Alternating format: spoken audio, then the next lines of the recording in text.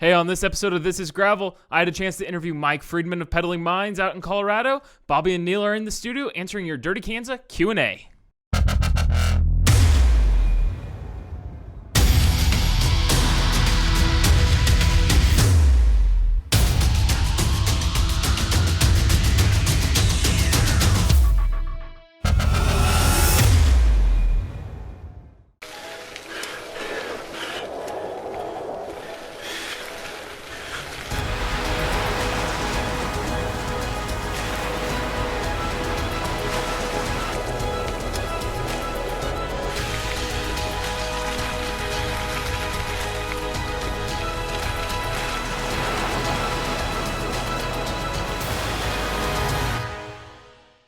Hey, and welcome to This is Gravel. I'm Bobby Thompson, and with me today is Neil Taylor. Neil. How's it going? What's been going on, buddy? I've been practicing my kayaking skills a lot recently, scuba diving, all those kind of other things. I picked up a snorkel the other day just to get ready for a couple weeks, or a week from now. A week from now. Man. So we're under the 10-day, I think, right now. So Yeah. 10-day countdown. In reality, I've been riding bikes, having fun. Got to go up to visit our buddy Uncle Dudley a couple weekends ago. You were up there too, and had a good time. Got to enjoy the northern Flint Hills a little bit, but just been actually riding whenever we get the chance to. Finding the easiest way to get out of the island that is Emporia right now, and hitting the roads. So it's been fun, I guess you could say, for the most part when I am able to get out. What have you been up to, Bobby? I've been getting in as much riding as I can. When I got back from the Epic, I came back from the Epic with a pretty dang good head cold, and that lasted. It's still lingering, but I guess it's a cold.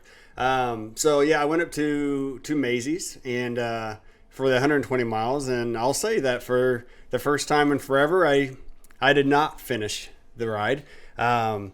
Just didn't have the energy after about 65 miles of the checkpoint, and didn't see the need to overly kill myself and then prolong the cold even more than it already has. So no disrespect to the course. The course was gorgeous that day. But yeah, I did decide to call it at 65 and save some energy to get better. And knowing that we had this little test coming up too. Yeah. So but loved Maisie's and hope to give it another try next year. I heard he's giving it one more round next year. That's what Ryan's saying. One more year of Maisie's, and I hope people, especially outside the region, do come in and give that a test, because Maisie's is a different event compared to some of the other events I think you see out there. It's more what you would call an adventure ride, I think. I mean, it's gorgeous up there, and it's definitely small grassroots. When I say small, that's not completely true. He had about 200 riders up there, but the feel of it is a smaller grassroots type feel. And the thing I love up there too, when it comes just to the actual courses itself, is you don't know what you're going to get turn to turn. Yeah.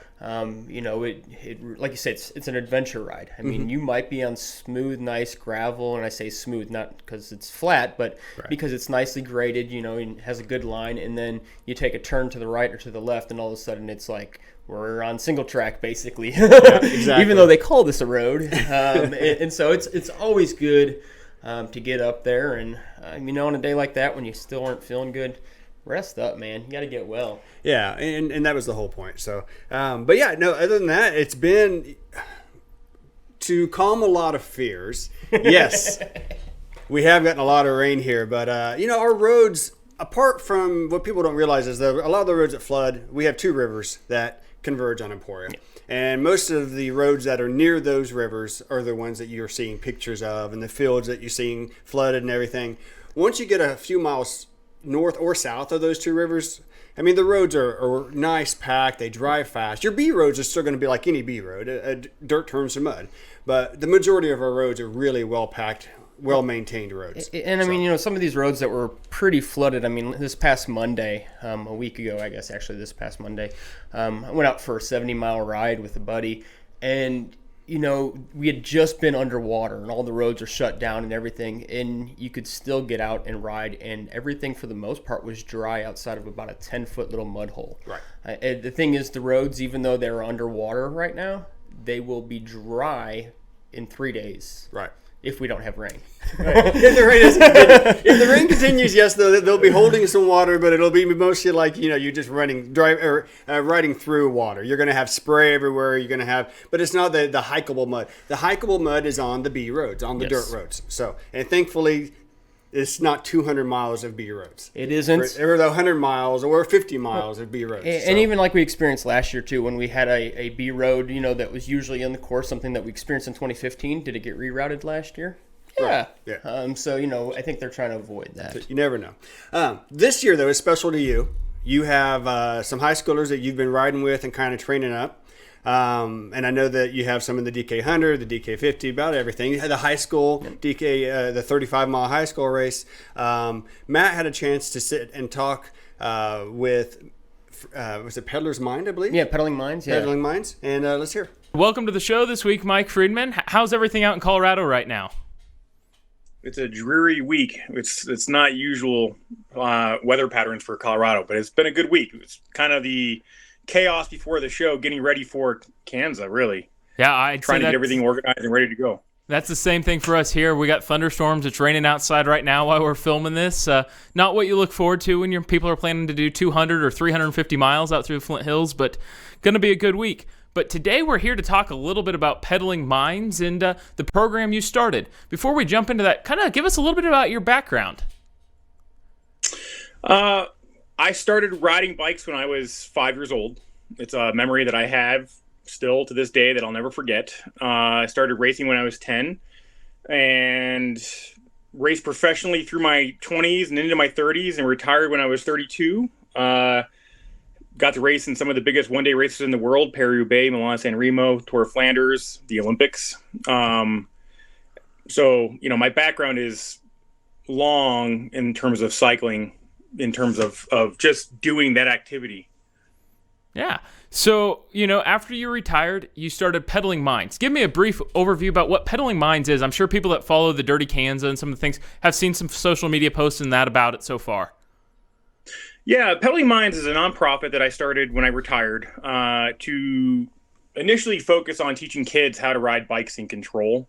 And then we've branched off in a number of different other areas that we target, but the foundation is teaching kids how to ride in control. And we do that in a number of different ways. Yeah, absolutely. And you shared a video about Peddling Minds with me before we filmed this interview, and I thought it was really interesting. You kind of talk about you started there in Boulder area and how, the cycling mecca that Boulder is. If kids aren't learning to ride bikes that well there, how are they anywhere else in the world? Well, actually, we started in Denver and then went to another district just to show that and then Boulder, just to show that the economic demographic does not matter. Whether you're coming from a family that has millions of dollars to your name or you're a child that frankly lives in your car, the need and the value and the excitement and fun of learning how to not only ride a bicycle, but that activity is something that anybody can do and is needed across the board. So Boulder is where we are currently right now, is where I live, but it's not the focus of where we want to see the programming go. It's just to show that if it exists in Boulder, Colorado, we know that it exists in towns like Emporia, Kansas, and that it's an exponential problem across the country. Correct. I think it's just very cool, kind of the mission. I know the video talked a little bit about bike rodeos and how this kind of expands on that with that skills handling and where that might be a place kids start, but it's not enough over time.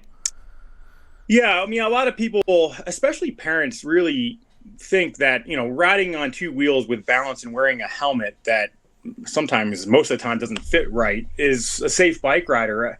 And it goes beyond just having balance and wearing a helmet. Having control. Think about when you're driving your car, Matt. It's not the same as getting behind your wheel when you're 16 years old, putting your seatbelt on and going out and being a good driver. It takes time and experience and exposure, but we can increase that exposure and that experience and skill set by having a platform of a number of different drills and skill sets that we can really improve the ability of a rider. In a week's time, if we did a summer camp, a rider can come in on training wheels and leave a fairly proficient bike rider by the end of the week, which is a pretty amazing experience. Yeah. In one day, they can learn to pedal and have some reasonable control. They still need time, but it's a pretty amazing experience. Yeah, that's absolutely incredible to hear how they can come in 1 week and learn all of these skills and be steady on the bike.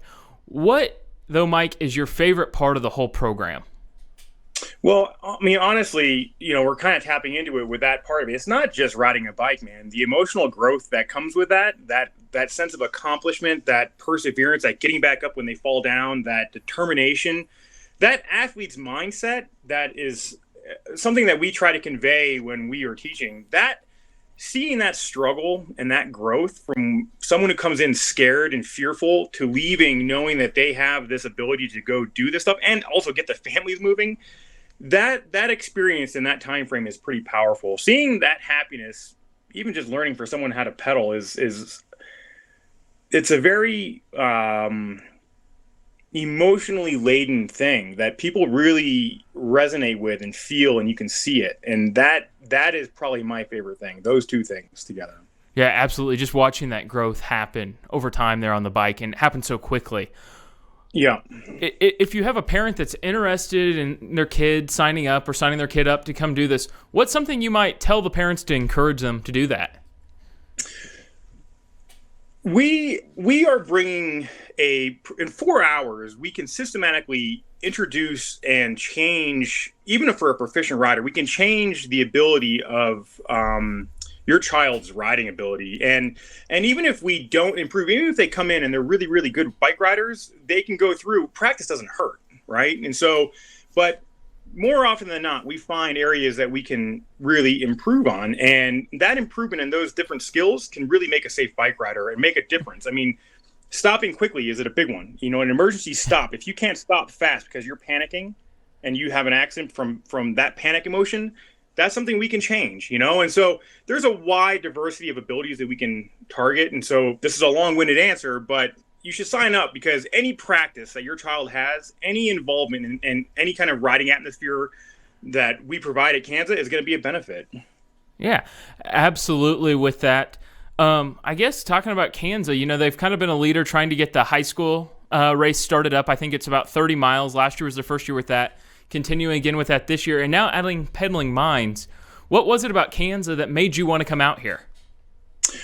Well, again, going back to knowing that it exists in Boulder and Denver and Colorado on a whole, we know that it's an exponential problem everywhere else, but Kanza provides a whole nother platform. It allows us to get into another community, a whole other state, and really target another demographic of students, another body of kids, and also work with another organization that we can help show how we can tie in the community in a different way, utilizing the high school parking lot and bringing in kids, not only from the community, but also from the participants. We can really have a different level of an impact that, the race is already having a massive impact. We can also have an impact within another area of the community there. So, for us, traveling across to Kansas to do this is a big deal because it's really our breakout session to say, hey, here's who we are, here's what we're doing, here's how we're doing it, and we can come to you.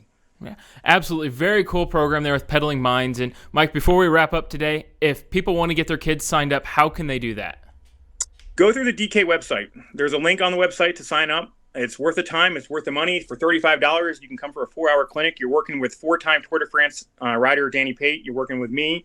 You're working with Dr. Naomi Lake. We have some STEM stuff that we might be doing at Kanza. She works at NREL, which is the National Renewable Energy Lab.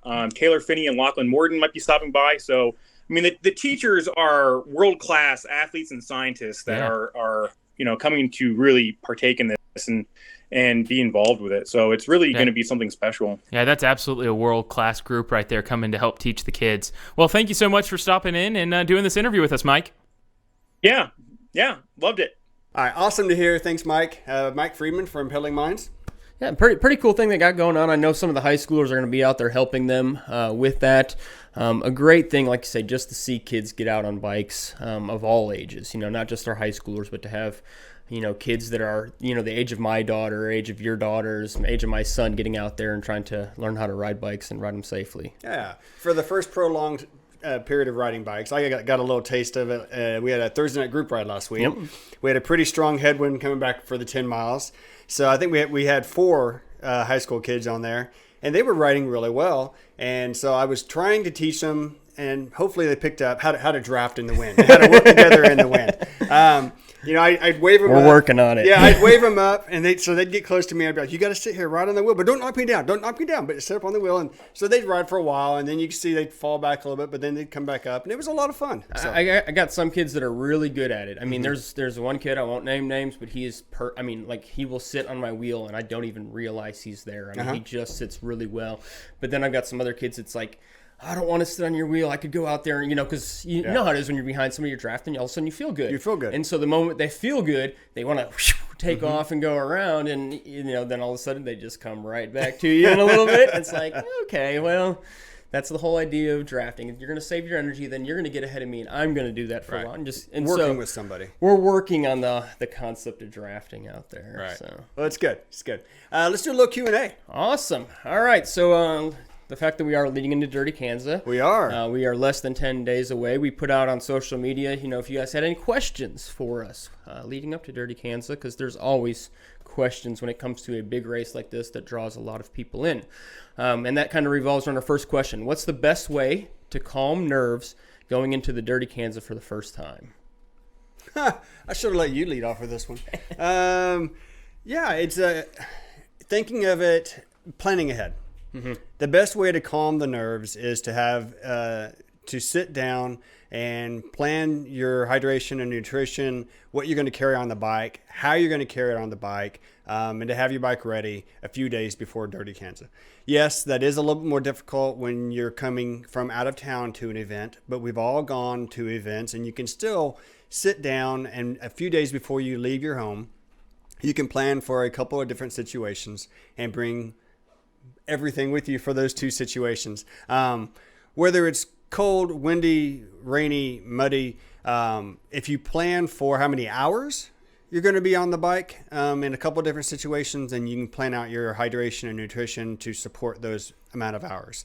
And then just plan accordingly. It'll be nice when the maps are released, because looking at a map helps me out a little bit, kind of visualize where I want to be when I'm eating more than I normally would, in that kind of situation. But yeah, I echo that point definitely. I mean, planning everything out, knowing what you're going to do, that's super important. If you fail to prepare, you're going to probably fail.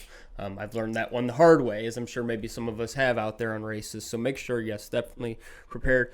Also, just try to relax and enjoy the time that you're here. I mean, Emporia is different, I would say, than a lot of other race atmospheres beforehand. I mean, we're going to have people, I think we probably actually already have people rolling into town, and we're going to have people rolling into town constantly over the next week. And it is a great time. Enjoy it. Have fun. Hang out with people. Visit the expo. Go on a ride or two, because there's tons of different group rides that are going on throughout that time. But just have fun. Enjoy the event. Trust your training. Trust what you've done to get you there. Have a good time. And then all you're going to do is pedal the next day. Absolutely. Just riding our bikes. Just riding your bikes. Yeah. So. Oh, see, this one we should have started this the other way. This one's a good one here. This one's one I feel quite strongly about. Error bars or no error bars. I'm guessing this is for DK. It can be for anything, but these are DK specific questions. So error bars or no error bars? Are you an error bar person? I don't have them on my bike, but I'll be honest with you, I'm coming closer and closer every day to putting them on. Partially last year, I just needed another hand position, another way to sit on the bike, because I was getting wore out, either having my hands in the hoods or in the drops for 200 miles. And so I'm not going to lie, I've thought about it. I feel like this is pretty late, though, in the game to say, hey, let's just throw them on, a couple days before. Right. I did get a chance. One of my high schoolers, we got ahead of the group a little bit, and so we were waiting for him to catch up. So I said, hey, can I ride your bike really quick? And he's got aero bars on it. And I jumped down. I'm like, oh, this feels fantastic. And so the reality is I would definitely love to put them on, but I also just don't know if it's the wisest thing for me to put them on 10 days before the race and say, okay, let's just go see how it goes on race day. I think I probably need a little bit more time on the bars before doing it around 1,000 people. Yeah. So. Okay. First and foremost, I will say thank you. Do not put aero bars on if you've never used them before a big event like the Dirty Kanza, where you're going to be surrounded by literally thousands of other riders and expect to not cause a wreck. Aero bars do take a little getting used to riding in the aero bars. You want to get used to the positioning of the aero bars. I am 100% in favor of aero bars, and I'm also 100% in favor of stopping calling them aero bars. For gravel, I do not have them on my bike to get aero and pick up speed. The majority of us are by ourselves within the first 50 to 60 miles of the DK200. And yeah, it is another comfort position for me to have the aero bars out there. I'm not in them all day. I'm not in them on the downhills, you know. I'm not in them when I'm in a huge pack of people where you have multiple lines. You need to be considerate to the other riders when you're in them, but they can be a huge extra comfort position throughout the day, especially as you're starting to wear down and you get into the little rollers or a headwind. Even though, yes, the aero comes into play when you're in a headwind, it's also more of just a comfort feature throughout the day. So yes, but please have had some prior practice in the aero bars. Don't put them on May 22nd and say, hey, let's go do this on June 1st. Right. I like to call them my casual bars. There you go. So, all right. This is an important question for a big race like this, I would definitely say. What do you do for bathroom situations? You know, I used to be... no, it's good. So, yeah, I used to be shy about bathroom situations, but I'm not as shy anymore. I do turn away from people. But, I mean, if you got to go, you got to go when you're out there.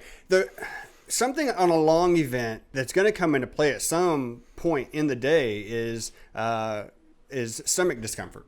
And the more you don't take care of nature, the more discomfort you're going to have and the quicker you're going to have it. Yes, it can be a little bit embarrassing if you need if it's an extended nature break, but find a tree, find someplace away from people. You know, most of our roads have a side road, you know, at some point that we're not riding.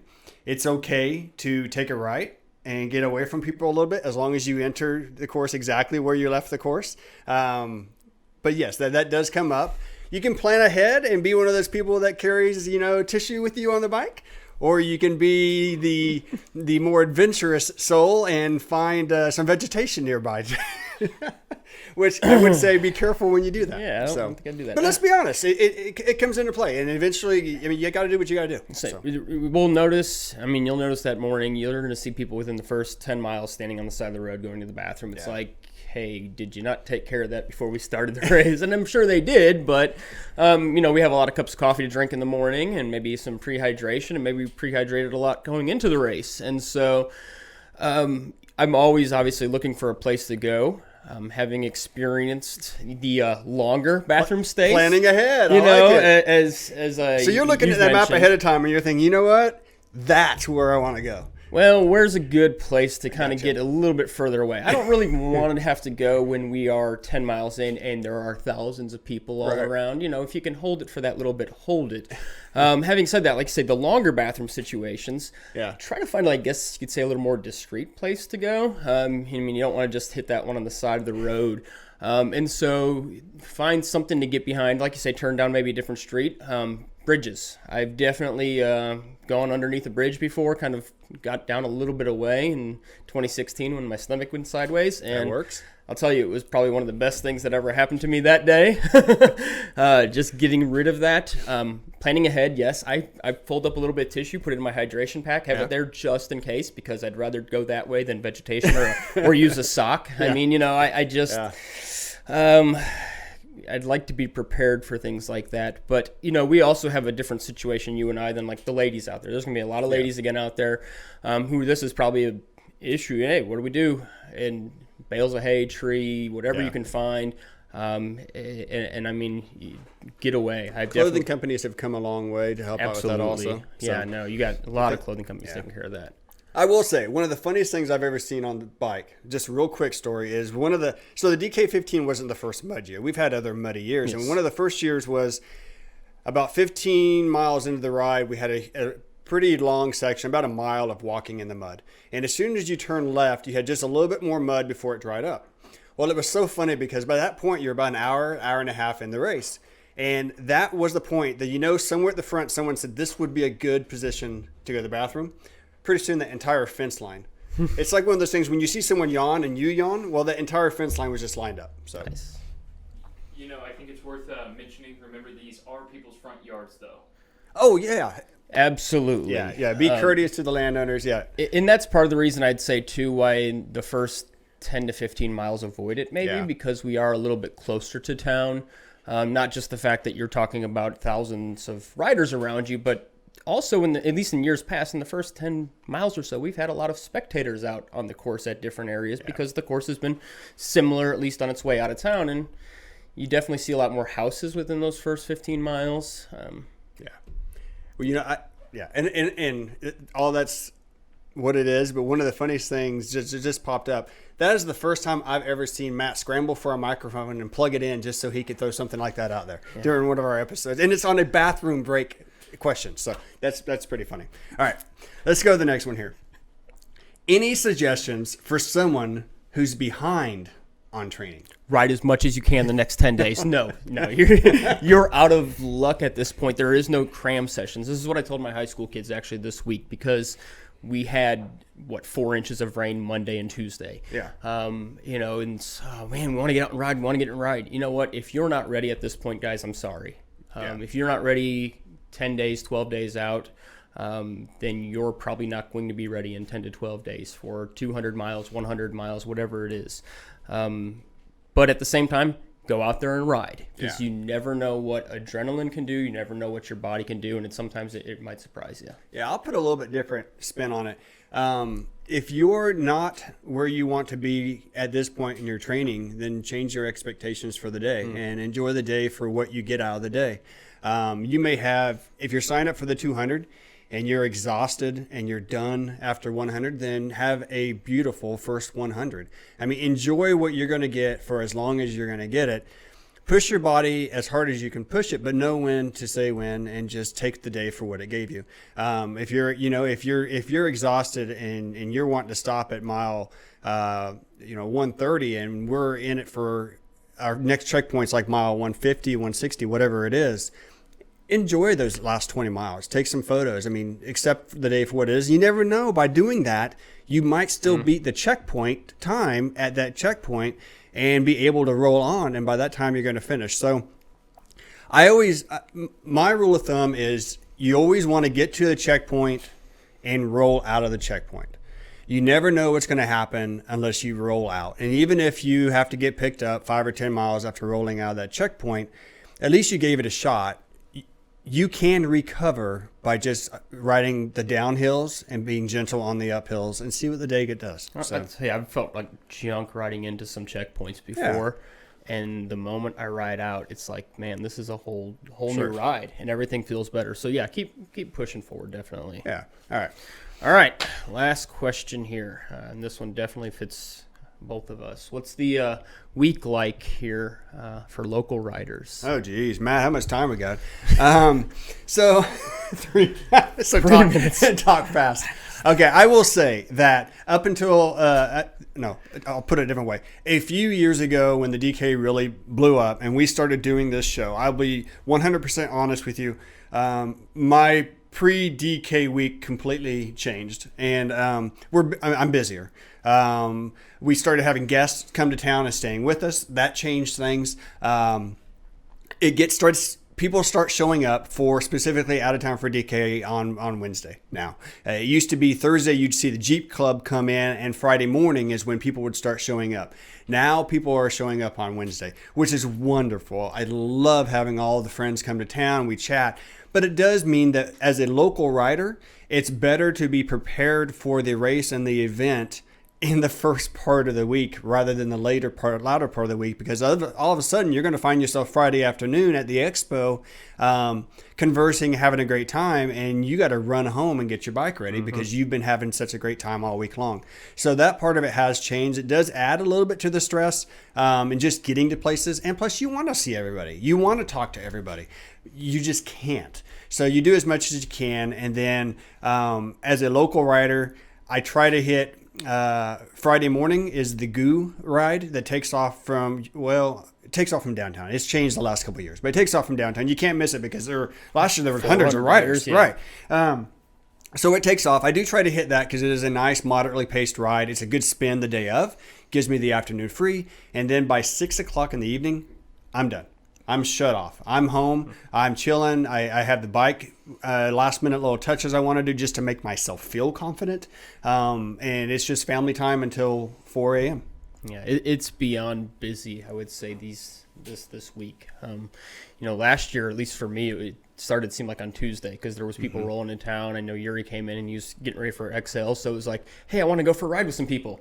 Okay, let's go. And so, got to kind of chat with him a little bit about the high school cycling thing since him and his wife had done that out in California. And so we had a good talk there. But then it was like all of a sudden Wednesday, the crowd just grew more. And then Thursday, it was just more. And by Friday, I mean, it was overwhelming. And I learned a couple years ago that I have to just plan everything ahead. So like this week, my nutrition's already laid out and ready and good to go for Saturday. Even though we're 10 days out right now, it's all set and good to go because the week's going to happen and it's going to get fast and you're going to see people, you're going to see friends, you're going to hang out, you want to sit down, have a cup of coffee, whatever. And all of a sudden you're going to blink and it's going to be Friday night, 6 o'clock. Yeah. And the last thing you want to do is be home at Friday at 6 o'clock at night trying to figure out if you got everything. And that adds then to the stress and you don't have the calm nerves. And so as a local, making sure I think that we plan ahead is key, but man, it's so fun too. I love seeing everybody come to town and just the atmosphere. And like you say, doing the show, people, see you, they know you, they want to talk, want to chat. In the relationships that we've built over the past, I mean, gosh, I've been riding for 6 years now. I think you've been going 7 or 8 years. You get to see so many people. And so it's an awesome week. I love it. Look forward to it every year. Yeah, I agree. So we're all getting in our last rides and wish you the best.